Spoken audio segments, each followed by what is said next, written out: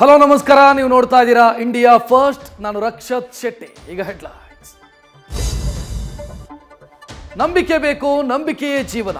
ನಮ್ಮಣ್ಣ ಪಕ್ಷವನ್ನೇ ನಂಬಿದ್ದಾರೆ.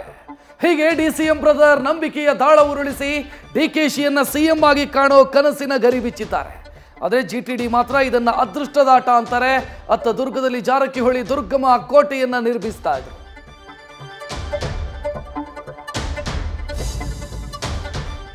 ಲೋಕಸಭಾ ಕ್ಷೇತ್ರಗಳ ಪುನರ್ ವಿಂಗಡಣೆಗೆ ದಕ್ಷಿಣ ಭಾರತ ಭಾರಿ ವಿರೋಧಕ್ಕೆ ನಿಂತಿದೆ. ಜನಸಂಖ್ಯೆ ಮಾನದಂಡವಾದರೆ ದಕ್ಷಿಣಕ್ಕೆ ದಂಡವಾಗಲಿದೆ. ಬಜೆಟ್ ಬಳಿಕ ಸಿದ್ದರಾಮಯ್ಯ ಸಮರಕ್ಕೆ ಸನ್ನದ್ಧ ಆಗ್ತಾ ಇದ್ದಾರೆ.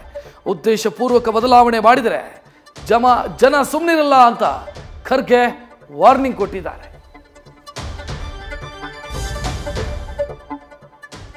ಕಿಚ್ಚು ಆರಿದ ಮೇಲೆ ಕಾಯಿಸಿಕೊಂಡ್ರೆ ಚಳಿ ಹೋಗುತ್ತಾ ಗೊತ್ತಿಲ್ಲ. ಮಾರ್ಚ್ 22 ಬಂದ್ಗೆ ಡೇಟ್ ಫಿಕ್ಸ್ ಆಗಿದೆ. SLC ಎಕ್ಸಾಮ್ ಬೇರೆ ಸ್ಟಾರ್ಟು.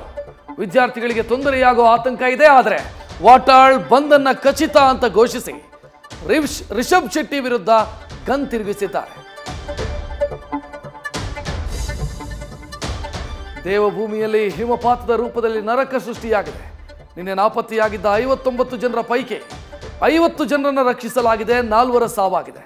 5 ಶೋಧ ಕಾರ್ಯ ನಡೀತಾ ಇದೆ. ಋಷಿಕೇಶದ ಗಂಗೆಯಲ್ಲಿ ಸಿಲುಕಿದ್ದ 100ಕ್ಕೂ ಹೆಚ್ಚು ಜನರನ್ನ ಕಾಪಾಡಲಾಗಿದೆ. ಉತ್ತರಾಖಂಡ್ನ ಎಲ್ಲೆಲ್ಲೋ ಪ್ರವಾಹದ ಸ್ಥಿತಿ ಕಾಣಿಸ್ತಾ ಇದೆ. ಅಮೆರಿಕ ಯಾವತ್ತಿಗೂ ವಿಶ್ವಾಸಾರ್ಹ ಅಲ್ವೇ ಅಲ್ಲ. ಎಲ್ಲಿ ಲಾಭ ಇದೆಯೋ ಅಲ್ಲಿ ಅದರ ಹಾಜರಿ. ರಷ್ಯಾ ವಿರುದ್ಧ ಉಕ್ರೇನ್ ಅನ್ನು ಎತ್ತಿಕಟ್ಟಿ ಬಲಿಪಶು ಮಾಡಿದೆ. ವೈಟ್ ಹೌಸ್ಗೆ ಕರೆದು ಬೈದು ಉಪ್ಪಿನಕಾಯಿ ಹಾಕಿ ಝೆಲೆನ್ಸ್ಕಿಯನ್ನ ಹೊರದಬ್ಬಿದೆ. ಟ್ರಂಪ್ ಆಗಮನದ ಬಳಿಕ ರಷ್ಯಾಗೆ ಪ್ರೇಮ ನಿವೇದನೆ ಮಾಡಿದೆ.